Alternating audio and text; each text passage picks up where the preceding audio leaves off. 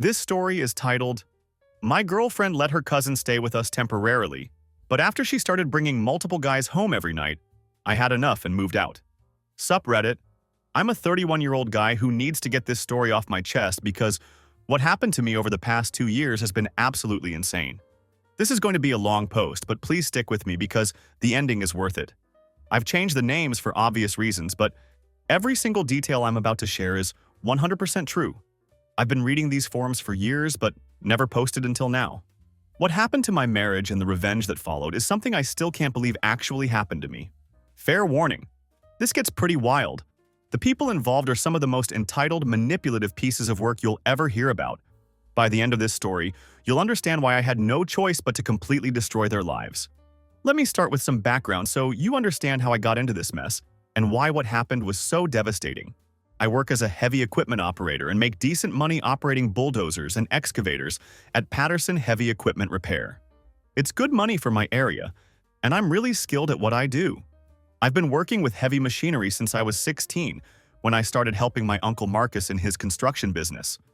I began by just cleaning equipment and doing basic maintenance, but by the time I turned 18, I could operate a Caterpillar bulldozer like a professional. My childhood wasn't easy. I grew up with just my mom after my dad took off when I was 12 years old. One day he was there, and the next day he was gone. Ran off with his secretary to Nevada. He left my mom with 3 kids and a pile of bills that seemed impossible to manage. I had to help raise my 2 younger brothers, Ryan and Kevin, while mom worked double shifts at the textile factory, making barely enough for us to survive. I learned early in life that family means everything. But I also learned that some people will take advantage of your loyalty if you let them. My mom used to say, blood doesn't mean shit if they're bleeding you dry. And man, was she right about that. When I turned 19, I got my heavy equipment certification and started working full-time while my brothers finished high school. I saved every penny I could while still helping mom with the bills. By the time I was 28, I had enough saved up for a down payment on a house. 3 years ago, I bought a nice 3-bedroom, 2-bathroom house for $195,000 in the Oakwood subdivision. It's nothing fancy, but it's mine. We'll own 800 square feet in a decent neighborhood with a big backyard and a 2-car garage. I've been busting my ass to pay that $420 a monthly mortgage on my own, and I'm proud as hell of what I built. I was the first person in my family to own a house. That's when I met Jessica at Johnson's Auto Parts, where she worked as an assistant manager.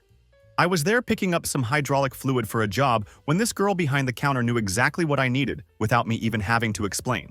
This girl was gorgeous, 5'6", with brunette hair and a fit body. She had this confidence that just drew you in, but more than that, she actually knew her stuff about equipment parts. "You working on a 2018 Caterpillar?" she asked, looking at my order. "Yeah, how'd you know?" "The hydraulic fluid you're buying. Most people don't know you need the heavy-duty version for the newer models," she explained. "A lot of operators try to use the standard ones and wonder why they fail." We started talking about equipment and somehow ended up talking for 2 hours about everything else. She was making around $38,000, which isn't great but decent for retail management in our area. More importantly, she seemed to have her head on straight and wasn't looking for some guy to take care of her. Jessica came from a broken home too, which is probably why we connected so fast. Her dad Marcus had bailed when she was 18, just walked out one day and never came back. He left her mom Linda to raise 2 daughters alone on a grocery store cashier's salary of maybe $25,000 a year. Jessica, being 4 years older than her sister Brittany, basically became a second parent. She worked part-time at a gas station through her senior year of high school to help pay bills while making sure Brittany stayed in school and out of trouble. When Jessica graduated, she took the job at the parts store because it paid better and had benefits. I respected the hell out of that about her.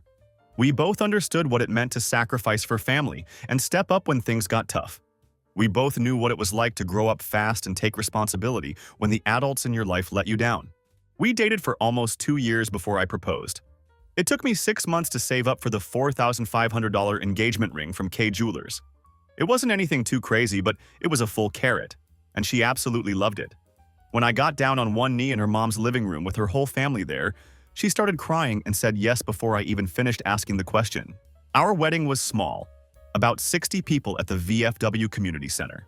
The whole thing cost me around $12,000 total, which was a lot for me back then. I wanted to give Jessica the wedding she deserved, even if it meant emptying my savings account. She looked absolutely amazing in her dress, and I honestly thought I was the luckiest guy alive. Brittany was the maid of honor and gave this speech about how Jessica was the most selfless person she'd ever known, and how family should always come first, no matter what. She went on and on about how Jessica had sacrificed so much for everyone else and how she deserved someone who would always put family first. Looking back now, that speech was basically a warning about what was coming. I should have paid more attention to those words. At the time, I actually liked Brittany. She was 23, bubbly, always joking around and making people laugh. She was one of those girls who could light up a room just by walking in. She flirted with everyone, but in what seemed like a harmless way, or so I thought. She'd bounced between jobs every few months and always had some excuse about why things didn't work out. Bad manager, weird customers, not enough hours, too many hours. Co-workers were jealous. Whatever excuse fit the situation. During the wedding reception, she spent most of her time taking selfies and posting on social media about being at her sister's fairy tale wedding. She had like 3,000 Instagram followers back then and was always talking about how she was building her brand and growing her platform. Even at our wedding, she was more focused on getting content than celebrating with us. Linda, Jessica's mom, pulled me aside during the reception and thanked me for taking such good care of Jessica. She said she hoped I'd always be there for both her daughters. At the time, I thought she was just being nice and sentimental.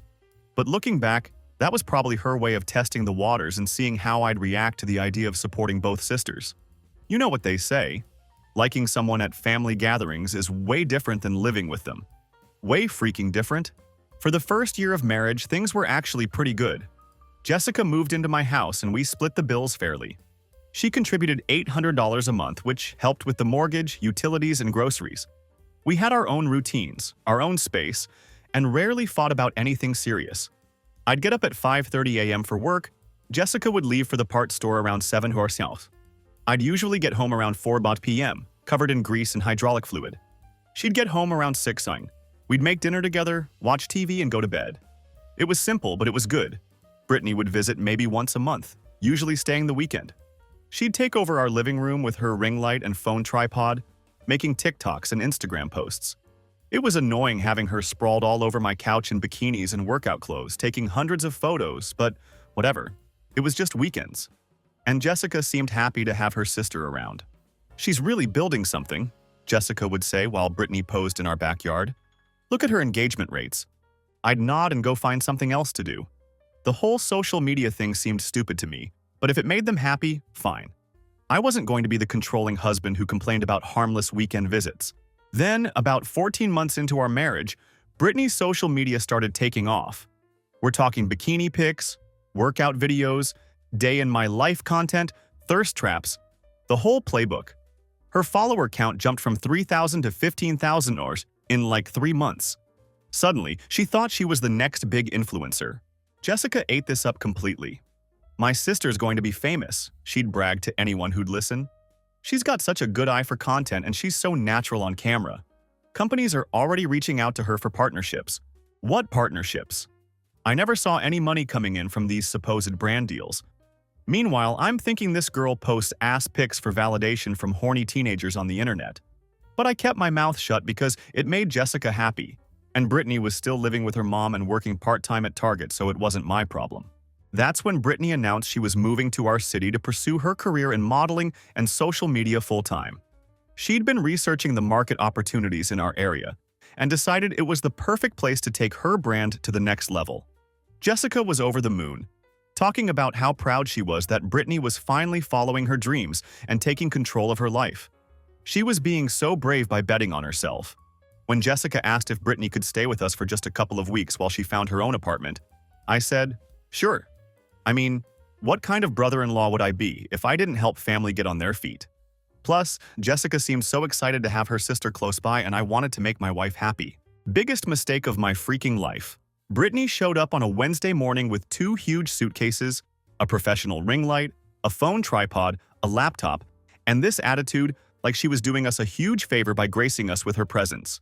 She had no job lined up, maybe $500 in her bank account, no car, and no actual plan besides getting discovered by the right people. "Don't worry about me," she announced, while immediately setting up her equipment in our living room without even asking. "I'll be out of your hair super quick. I just need to establish myself in the market here and network with local photographers. Then I'll find the perfect place." Right away, she started treating our house like her personal studio. She'd wake up around 11:30 a.m. I'd been at work for 5 hours by then. She'd make herself an elaborate breakfast using our food, obviously, then spend the next 4 to 5 hours taking photos and videos all over the house. Our living room became her main set. She'd move all our furniture around to get better lighting, leave her makeup and clothes everywhere, use our coffee table as a prop. Our backyard turned into her outdoor studio. She even started taking photos in our kitchen and bathroom. "The lighting in here is amazing," she'd say, while posing on our kitchen counter in a sports bra. "My followers are going to love this authentic, homey vibe." Jessica would come home from work and immediately start fangirling over whatever Brittany had posted that day. "Look how many likes this got." Or, "She gained 200 followers today." Or, "This brand wants to send her free products." Meanwhile, I'm seeing our grocery bill jump from $120 a week to almost $300. Princess Brittany had expensive taste in everything: organic produce, grass-fed meat, fancy coffee, artisanal bread. She'd eat our food, then complain that we didn't have better options. "Do you guys only buy regular milk?" she asked one morning with this entitled tone. "I really need oat milk for my skin. The hormones in dairy cause breakouts." The couple of weeks became a month real fast. Every time I'd hint about apartment hunting, Brittany would get all defensive and treat me like I was being unreasonable. "I'm not just looking for any place," she'd say with this entitled attitude. "I need somewhere that's good for content creation, you know? Good natural lighting, interesting backgrounds, safe neighborhood for night shoots. You can't rush these things. This is my career we're talking about." Yeah. And apparently you can't get a job to pay for said career either. While Jessica and I were working full-time, Brittany spent her days taking selfies, online shopping with what money, and sleeping until noon. She'd order DoorDash constantly using our Wi-Fi, leaving the containers scattered around the house like we were her personal cleaning service. I tried to be patient and supportive. I even helped her set up profiles on job sites. But it got so much worse over the next few weeks. There was always some new guy hanging around, guys who clearly didn't have jobs either since they were there during the day when normal people work. Our house started feeling like a frat house. Energy drinks in the fridge, weird cologne smells, random shoes by the front door, empty pizza boxes on my kitchen counter. These weren't just dates either. Some of these guys would stay overnight. I'd hear them upstairs in the guest room until all hours, then see them wandering around the next morning like they lived here. Guys using my bathroom, eating my food, watching my TV. One even had the nerve to ask me to turn down my music while I was working in the garage on a Saturday. "Some of us are trying to sleep, bro. It's 2 p.m. and you're in my house." The absolute breaking point came on a Thursday when I came downstairs at 6 a.m. to grab coffee before work. Some shirtless guy I'd never seen before was standing in my kitchen in nothing but boxer shorts, making scrambled eggs like he owned the place. "Morning, bro," he said casually when he saw me. "Hope you don't mind me whipping up some breakfast. I'm Derek. Brittany said it was cool if I crashed here last night." I was speechless. This complete stranger was half naked in my kitchen, using my stove, eating my food, and acting like we were roommates. He'd even used my good nonstick pan and left the stove a mess. "Where's Brittany?" I managed to ask. "Still sleeping upstairs? We had a pretty late night, if you know what I mean." He actually winked at me while cracking another egg. I wanted to throw this clown through the window, but I knew I needed to talk to Jessica first before I lost my shit completely. When I told her about Derek the underwear chef that evening, she got defensive again. "You're overreacting. So what if her friends stayed over? We have the space and it's not like he was bothering you." "Jessica, I don't know this guy from Adam. He could be a drug dealer or a serial killer for all we know." "Now you're just being paranoid. Brittany has good judgment about people." "Does she? Because her judgment so far has involved 6 different guys in 2 months. She's dating. That's what single people do. In my house, using my kitchen, eating my food. That started our first real fight about her sister. It wouldn't be our last. After 3 months of this madness, I finally put my foot down. I told Jessica that Brittany needed to find her own place by the end of the month, or I was going to lose my mind. "She's family," Jessica said defensively. "We can't just kick her out." "I'm not kicking her out. I'm giving her 30 days notice to find her own place like any other adult would have to do." Jessica promised to talk to her about moving out, but when I brought it up a week later, nothing had changed. That's when the manipulation tactics started in earnest. "She's family, Mike," Jessica would say. "I thought you understood how important family is to me." "She's struggling right now," was another favorite line. "We can't just abandon her when she needs us most." "I thought you were more generous than this," was the one that really pissed me off. But Brittany was even worse with the passive-aggressive bullshit. She'd make these comments about how some people don't understand what it's like to chase your dreams. She'd talk loudly on the phone about how hard it was to save money for an apartment when you're investing in your future instead of settling for mediocrity like other people. The entitlement was absolutely unreal. She'd order DoorDash multiple times a week, Thai food, sushi, expensive salads, and leave the containers on my coffee table for days. She'd use our washer and dryer like it was a laundromat, leaving her stuff in there for days so Jessica and I couldn't do our own laundry. She even had the nerve to ask me to drive her to auditions and networking events because she didn't have a car. "It's just like 30 minutes away," she'd say with this entitled tone. "And you're not doing anything important anyway. Plus, it would be good for you to see what the creative industry is really like." This while I'm working 55-plus-hour weeks to pay for a house that's turning into a halfway house for wannabe influencers and their revolving door of hookups. I started coming home to find passive-aggressive notes on my fridge about keeping the noise down in the mornings because some people work from home and need to sleep in. Work from home? She was taking ass pics in my backyard. The guys kept coming around too, and they were getting bolder. One of them asked me if I had any tools he could borrow to fix his car. Another one tried to get me to invest in his cryptocurrency startup and wouldn't take no for an answer. These freeloaders thought they could just waltz into my house and start networking with me. "You seem like a smart business guy," one of them said, while I'm trying to eat dinner. "I've got this opportunity that's about to explode. You ever heard of Dogecoin?" Our neighbors started giving me weird looks when they'd see different cars in my driveway all the time. Mrs. Chen next door actually asked Jessica if we were running some kind of business out of the house because there were always different men coming and going. When I confronted Brittany about being more discreet with her personal life, she laughed in my face. "What am I supposed to do? Be celibate," she said with this smirk. "Sorry I'm not married and boring like some people. I'm still young and living my life. Maybe you're just jealous that I have options." That's when I knew she had absolutely zero respect for me, my house, or my marriage. Things went completely nuclear when Brittany started dating Blake Patterson. This piece of shit works at Patterson's auto dealership about 3 miles from my shop, and we have serious history.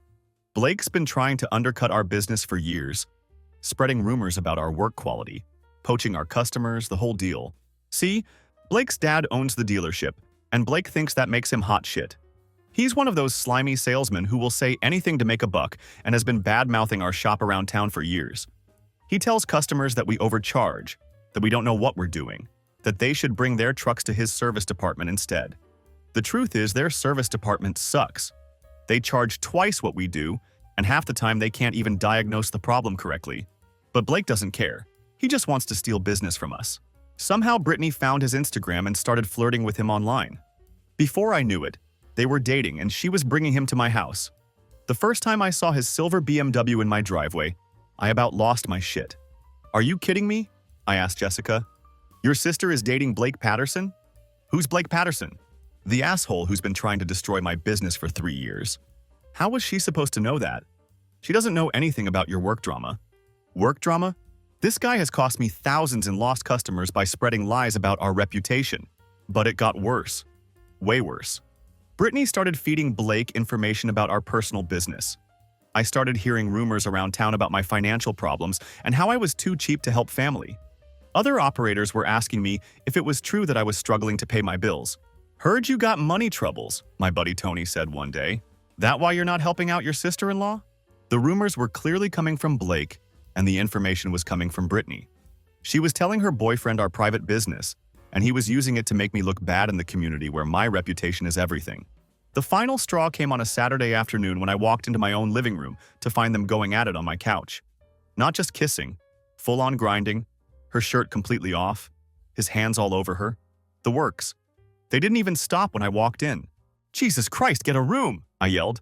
Brittany looked at me like I was the asshole and said, "We would if someone wasn't being so stingy about me moving out." Blake just smirked at me like he'd won something. "Hey Tyler, nice place you got here. Thanks for the hospitality."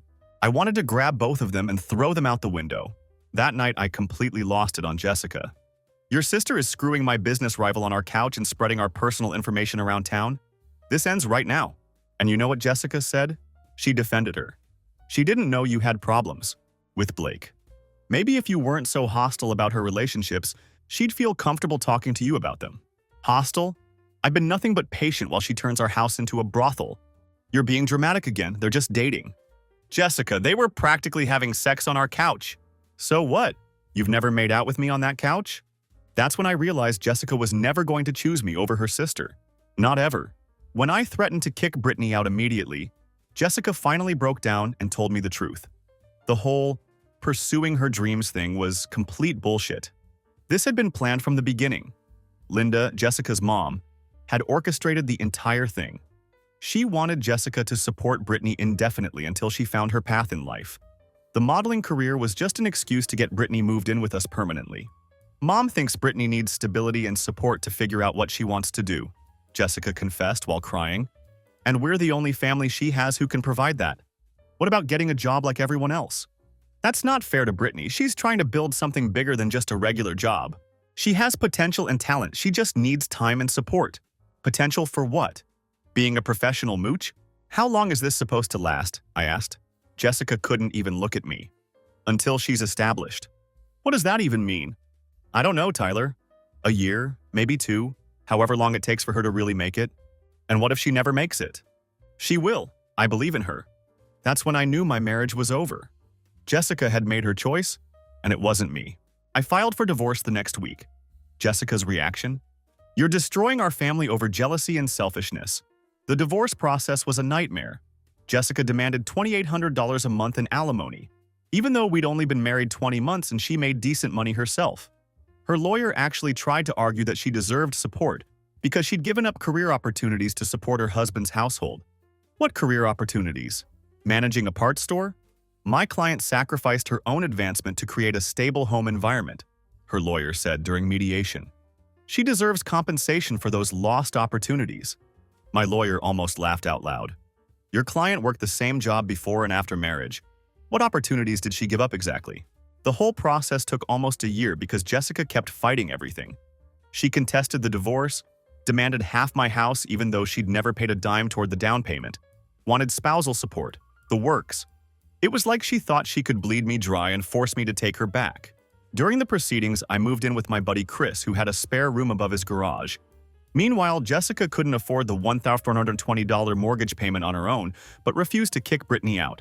She started burning through her savings trying to keep up with all the bills while still supporting her sister's career. Here's where the story gets good and why I'm sharing this instead of just moving on with my life. Remember how I mentioned I'm a heavy equipment operator? Well, I know pretty much every shop owner, parts dealer, and operator in a 100-mile radius. When you work on trucks and heavy equipment in a small area, word travels fast in this industry. We all know each other, we all talk, and we all remember who screws us over. Blake had been bragging around town about his new model girlfriend and how he was helping her career by introducing her to the right people. The guy was acting like he'd discovered the next Instagram superstar and was taking credit for her success. But here's the thing about Blake. I'd suspected for months that he was running some kind of scam at his dealership. He always had more cash than his commission should allow, but his actual sales numbers were mediocre at best. Plus, I'd heard rumors from customers about weird overcharges and mysterious fees on their paperwork that didn't make sense. So I made some calls. I reached out to Tommy Rodriguez, who I went to trade school with and now works in the service department at Patterson's dealership. Tommy's a good guy, and we've stayed friends over the years. I casually mentioned that Blake seemed to be living pretty well for a guy whose sales numbers weren't that impressive. Yeah, I've been wondering about that too, Tommy said. Dude's always flashing cash, but I never see him closing big deals. And some of the customers have been complaining about charges they don't remember agreeing to. Tommy started paying attention to Blake's deals more closely. Within 2 weeks, he'd figured out that Blake was adding fake charges to customer invoices and pocketing the difference. Extended warranties that didn't exist, service fees for work that was never done, documentation fees that went straight into his pocket. Small amounts per customer, but it added up to thousands over time. Tommy reported it to Mr. Patterson, Blake's dad, who called in an independent accountant to audit Blake's sales over the past year. They found over $15,000 in fraudulent charges. Blake had been systematically stealing from customers and the dealership. Blake got fired immediately. And not just fired. They pressed criminal charges for theft and fraud. His mugshot ended up in the local newspaper Crime Blotter with the headline, "Dealership Employee Charged with Customer Fraud." But here's the beautiful part. Blake had only been dating Brittany because he thought she came from money. He'd seen Jessica's house, my truck, and assumed Brittany's family was loaded. In his mind, he was dating up and getting access to money and connections. Once he lost his job and faced criminal charges, reality hit hard. He couldn't afford to take Brittany out to fancy restaurants anymore. He couldn't buy her gifts or pay for her professional photo shoots. And he definitely didn't want to be associated with drama when he was facing jail time. He dumped Brittany's ass so fast it wasn't even funny. She came home crying one day saying Blake had freaked out about some work stuff and said he couldn't handle a relationship right now. She had no idea I was the one who destroyed his life. With Blake out of the picture and no other guys wanting to deal with a broke wannabe influencer living in someone else's house, Brittany finally had to face reality. But instead of getting a real job, she doubled down on the entitlement. She started demanding that Jessica buy her professional photography equipment so she could really take her content to the next level. We're talking about a $3,000 camera, professional lighting equipment, editing software, maybe even renting a studio space. The works. I just need the right equipment to really showcase my potential, she argued. Once I have professional quality content, the brand deals will start rolling in. Jessica, who was already struggling to pay the mortgage without my income, actually considered it. She took out a $1,200 cash advance on her credit card to buy Brittany a professional ring light setup and some camera equipment. Meanwhile, I was sitting pretty in Chris's garage apartment, watching this train wreck unfold from a safe distance. I'd filed the paperwork to buy out Jessica's non-existent equity in the house during the divorce proceedings. Since she'd never contributed to the down payment and we'd only been married 20 months, she wasn't entitled to much. The mortgage company started calling Jessica about missed payments. The utilities got shut off twice. She was working overtime at the parts store and picked up a weekend job stocking shelves at a gas station, all to support her sister's career. That's when Linda decided to step in, except she didn't have any money either. She'd been counting on my marriage to Jessica to provide long-term support for Brittany. Her plan had always been to use me as the cash cow for her younger daughter's lifestyle. When Linda realized I was gone for good and never coming back, she tried a different approach. She started calling me directly, begging me to take Jessica back. She made a mistake, Linda would say during these pathetic phone calls. But Brittany is just young and confused. She'll grow out of this phase. That's not my problem anymore, I'd tell her. But you loved Jessica. Don't you want to save your marriage? Jessica chose her sister over her husband. There's nothing to save. Linda even showed up at my shop one day, crying and begging me to help them. She'd lost her apartment because she couldn't afford the rent on her grocery store wages and was living on Jessica's couch along with Brittany. 3 grown women crammed into my old house, all broke, all miserable. I'll make Brittany get a job, Linda promised through tears. I'll make her contribute to the household. Just please don't abandon Jessica. She needs you. I looked at this woman who'd orchestrated the whole mess and felt nothing but contempt. You all made your choices, I told her. Now live with the consequences. 6 months after our divorce was finalized, the inevitable happened. Jessica lost the house. She'd missed too many mortgage payments and couldn't catch up. Even with her 2 jobs, the bank foreclosed, and she had exactly 30 days to move out. That's when I got the call I'd been waiting for. Tyler. Jessica's voice was shaking, and she sounded like she'd been crying for hours. I know I don't deserve to ask this, but we need help. We're about to be homeless. Me, Brittany, and Mom. We lost the house and we don't have anywhere to go. I was wrong about everything. I should have chosen you over my family. I know that now.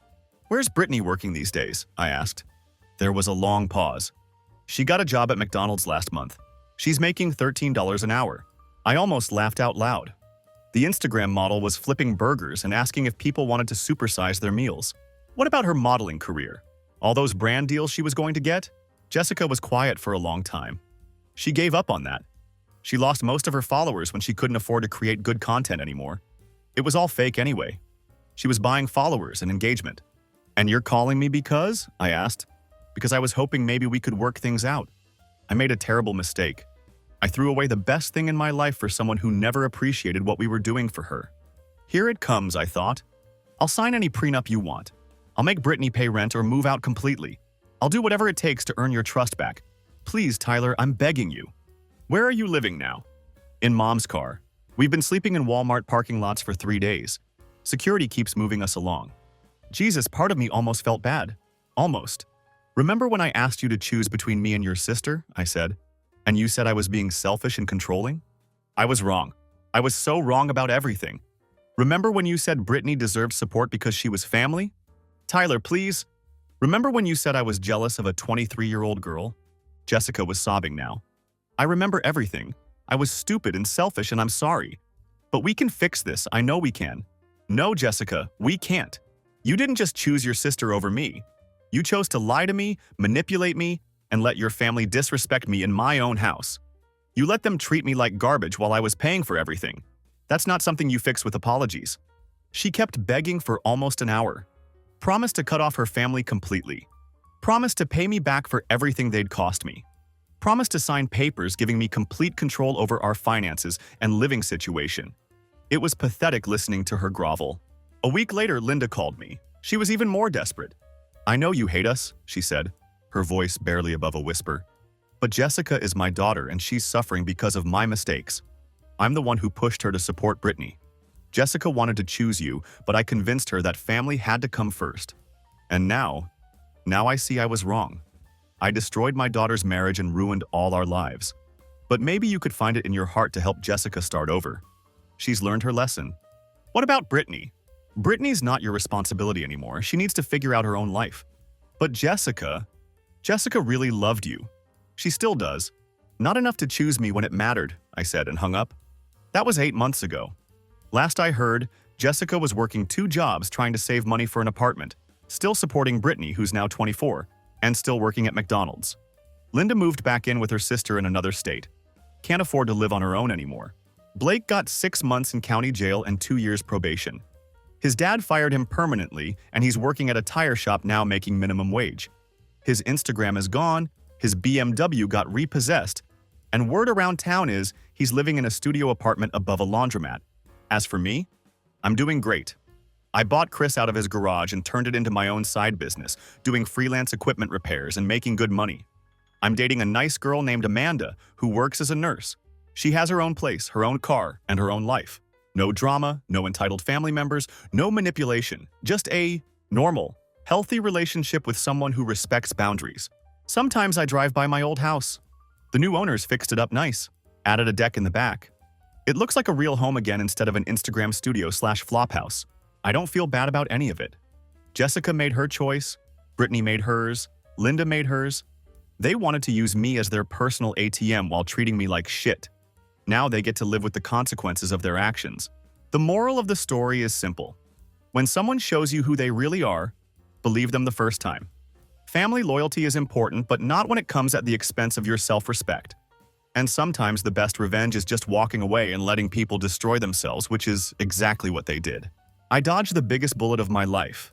If you're in a similar situation, get out while you still can. Trust me, it only gets worse from here, and there's always someone better out there who will actually choose you first. TLDR. My sister-in-law moved in temporarily to pursue her influencer dreams, turned my house into a content studio with random hookups, started dating my business rival who spread rumors about me, and my wife chose to support her over our marriage. I divorced her, exposed the boyfriend's fraud scheme that got him arrested, and watched them all lose everything while I rebuilt my life with someone who actually respects me.